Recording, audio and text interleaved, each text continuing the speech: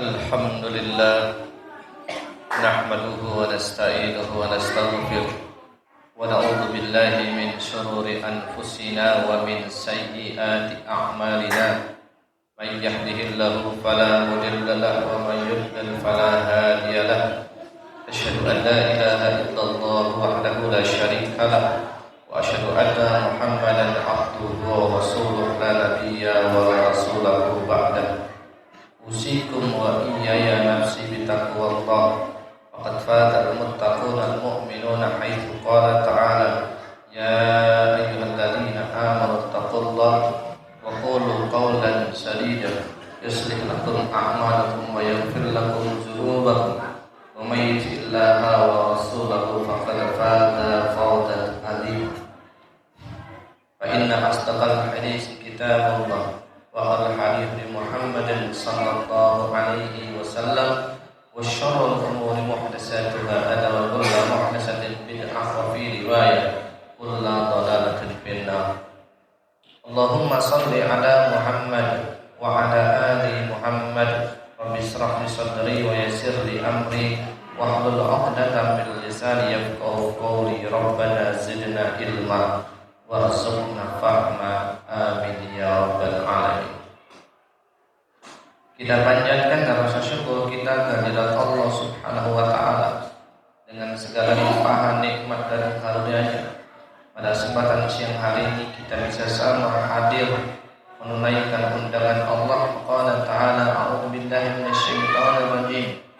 Ya ayyuhalladzina amanu idza nudiya lis-salati min yaumil jum'ah fas'au ila zikrillahi wa zarul bai'.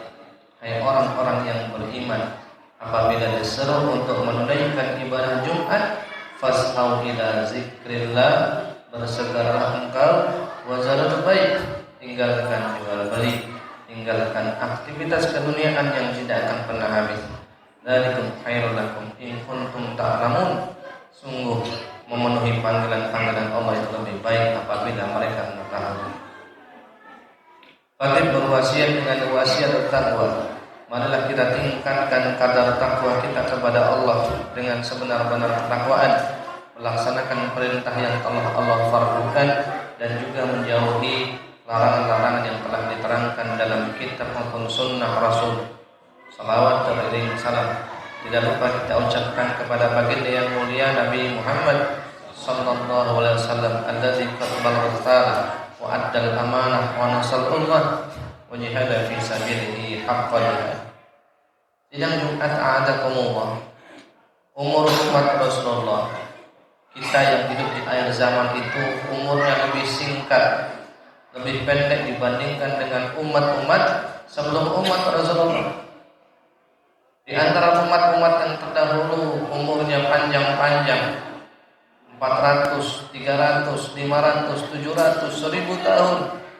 Untuk umat Rasulullah, faqala Rasulullah, a'maru ummati ma baina sittin ila sab'in.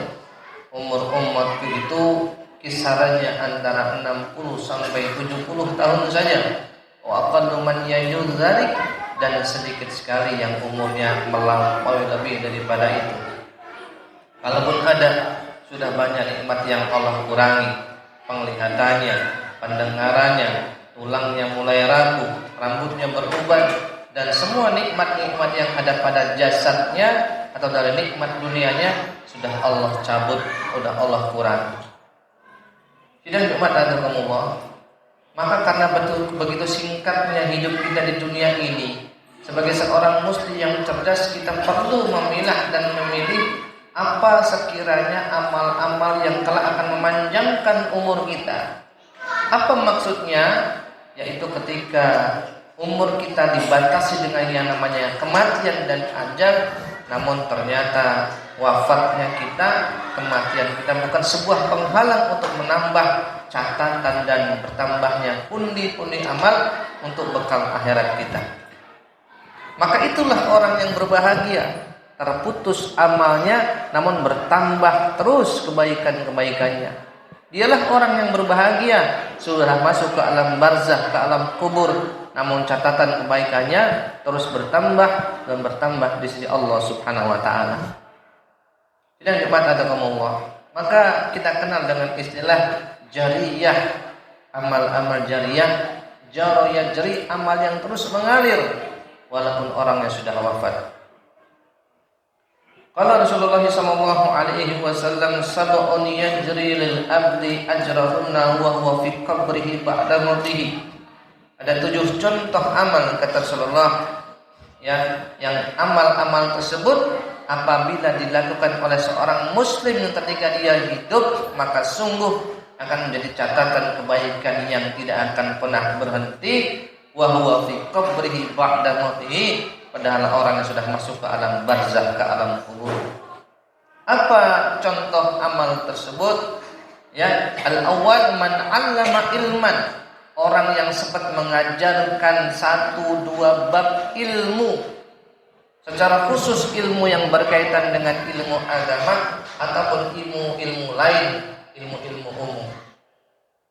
Ya, ada seorang asal, seorang guru mengajarkan bab sholat, bab fikih tentang bersuci di antara syarat sahnya sholat.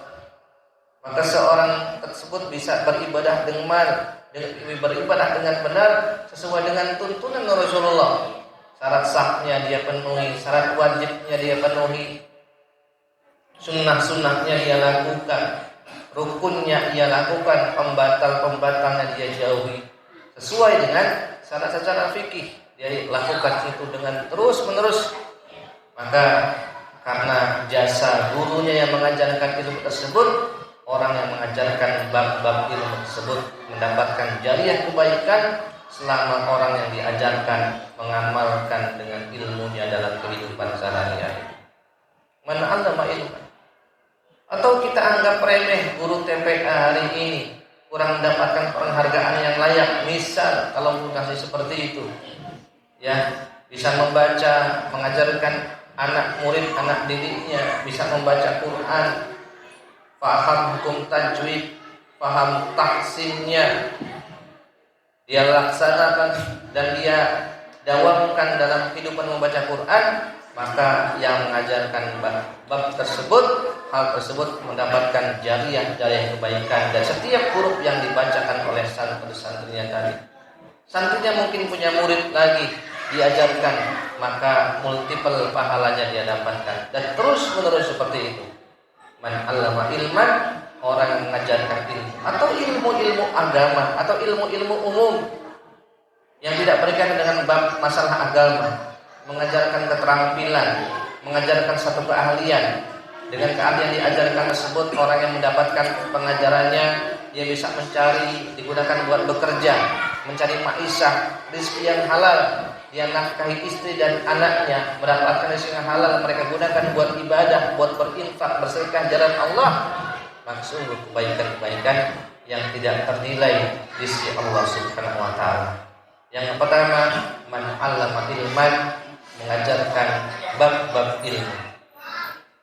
Au karnahron, yang kedua, orang yang sempat mengalirkan, membuat aliran anak sungai. Au hafara bi'ran, yang ketiga, orang yang membuat sumur, menggali sumur digunakan buat umum.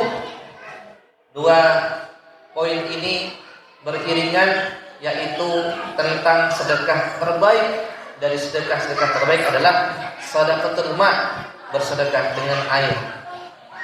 Tidak Jumat atakumullah, kita mungkin hidup di satu daerah yang air bukan masalah dalam kehidupan harian kita. Tinggal buka keran, pencet tombol, mengalir air untuk kita.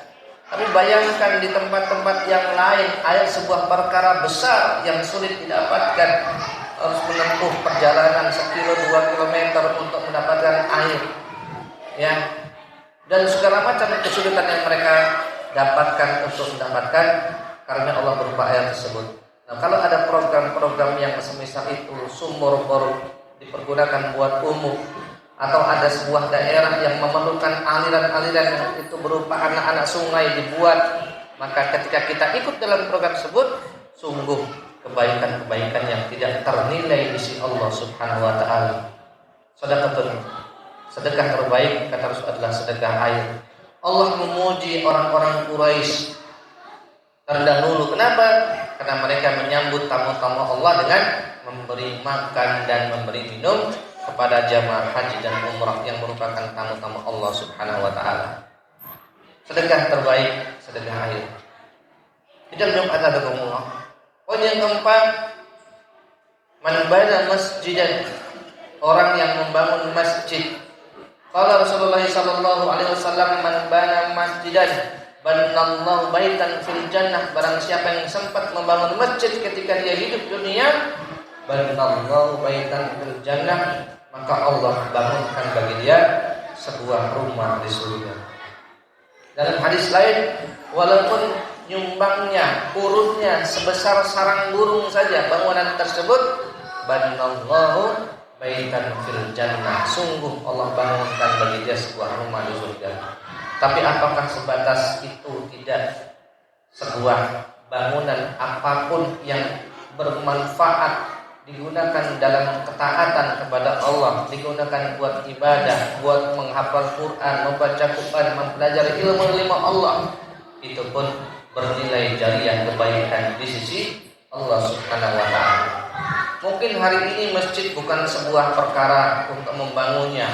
Banyak orang gampang tersentuh kalau untuk bangun masjid. Tapi mungkin di satu daerah bukan masjid yang dibutuhkan, tapi mungkin buat gedung-gedung TPQ, TPA-nya. Mungkin rumah-rumah untuk tinggal asatid dan ustadznya.